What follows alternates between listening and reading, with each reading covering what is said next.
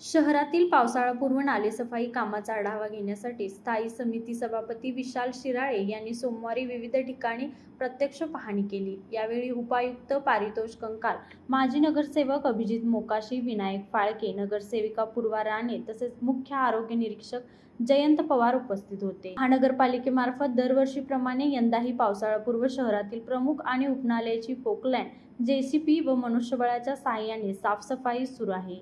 या कामाचा आढावा घेताना उपायुक्त पारितोष कंकाल यांनी आतापर्यंत पूर्ण झालेल्या नालेसफाईची माहिती सभापतींना दिली। यानंतर हुतात्मा गार्डन आणि श्याम सोसायटी परिसरातील सुरू असलेल्या नालेसफाई कामाची पाहणी करण्यात आली। यावेळी विशाल शिराळे यांनी उर्वरित कामे तातडीने पूर्ण करण्याच्या सूचना संबंधित अधिकाऱ्यांना दिल्या। श्याम सोसायटी परिसरात नाल्यात पाणी अडवल्यामुळे ओव्हरफ्लोची समस्या निर्माण होत असल्याचे निदर्शनास आल्यानंतर स्वतंत्र पंपाच्या साहाय्याने पाण्याचा उपसा करण्याचे निर्देश त्यांनी दिले। तसेच काही नागरिकांनी नाल्यामध्ये केलेली भर पोकलँडच्या साहाय्याने तातडीने हटवण्यात आली। नाल्यातून गेलेली ड्रेनेज पाईपलाईन खराब झाल्याचे आढळून आल्याने ती त्वरित दुरुस्त करण्याचे आदेश ड्रेनेज विभागाला देण्यात आले।